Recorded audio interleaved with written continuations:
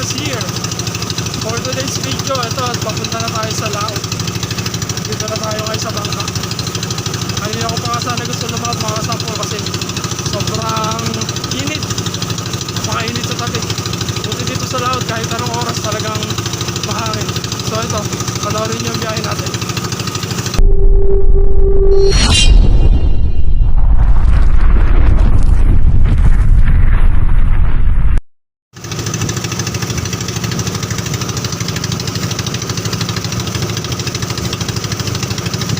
Ayan mga kasampol, nakita nyo naman dito may hangin sa laot. Kahit anong oras dito talagang kapag ganito ang buwan, ito na yung pinakamahinang bugso ng hangin dito sa laot.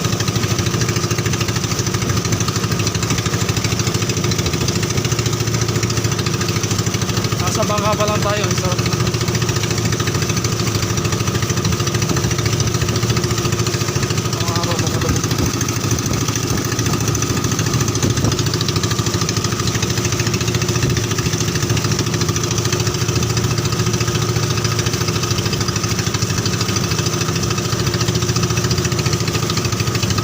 Pagka ganitong oras talagang, kaya lang minsan tayo hindi makalaot ng ganitong oras kasi kapag hapon, siyempre nagpapakain tayo ng mga alaga nating manok.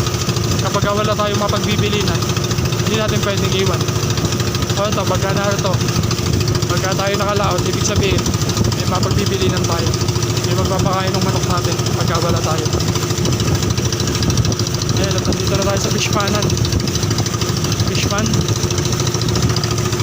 pangalawa. Ayan pala sa tubig.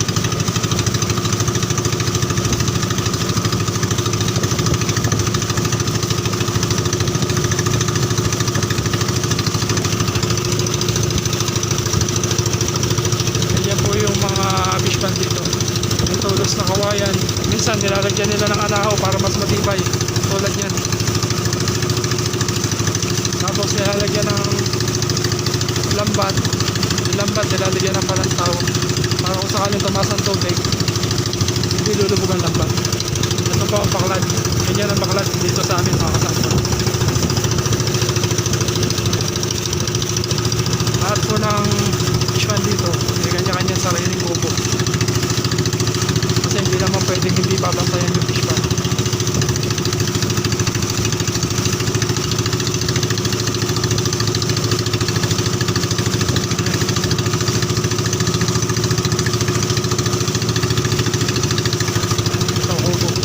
Nakatagilid.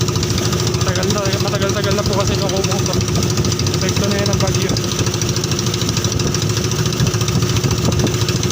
Ito at pagka naluluma yung kawayan at napuputol, pinapalta ng bago.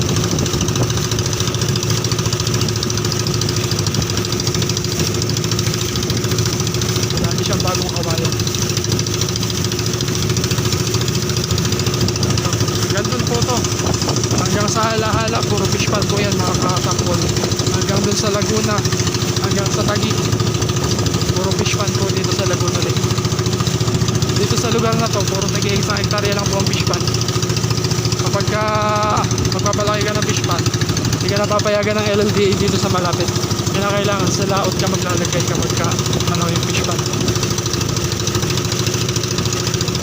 So ito mga kasampol, at nandito na tayo sa kubo natin. Tara, akyat po muna tayo sa kubo. Mga kasampol, nandito na tayo sa kubo, sa fishpan. Tingnan nyo naman, napakaginhawa talaga dito. Ayan o, hindi naman gagalaw ng ganyan ang tubig kung walang hangin mga kasampol.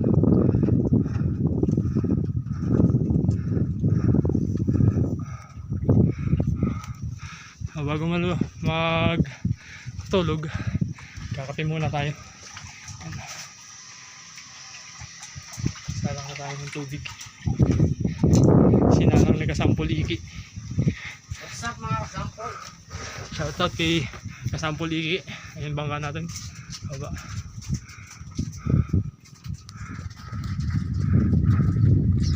Ayan. At wala bangos. Busog na sila. Hapon na eh. May na ulit gabi ang litaw niyan. Pero pagka magpapakain tayo, lalabas yan sila. Tingnan nyo. Tingnan natin. Kain tayo.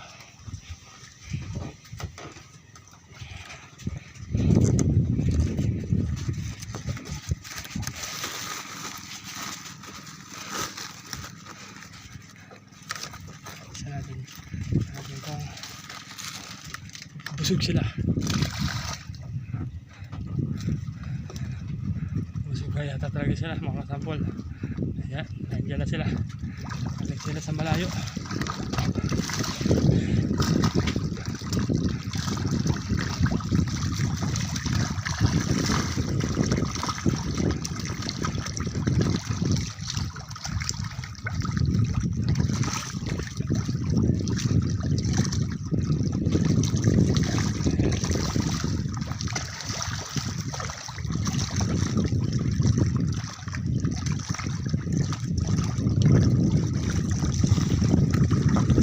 So ayun, mga sampol, yun naman oras ng pagkain nila. Check na lang natin kung lilitaw sila, kasi wala naglalaro kanina. So ano mga sampol, kakape muna kami at matutulog pagkatapos magkape. Pakishare po ng video na to mga kasampol, pakipollow po ng page natin at pakisubscribe sa ating YouTube channel. Maraming salamat po. Sample Creature. Magandang gabi po sa atin lahat mga kasampol. Ito at madilim na po. Alas 7 na po ng gabi. Ngayon ay nakatapos na tayong kumain. So maya maya ng konti, siguro mga alas 10, matutulog tayo. Tapos gising tayo ng alas 2 para sa pagdudulong natin. So yun, abangan nyo na lang po mamaya nagiging resulta. Lilipat po ulit tayo ng pwesto. Hanggang dito na lang ho mga kasampol. Ulitin ko po, makikisuyo po ako. Pakipollow naman po ng page natin, pakishare ng mga video at pakisubscribe po sa ating YouTube channel. Malaking bagay po yun sa atin. Maraming salamat po mga kasampol. Sample Creature.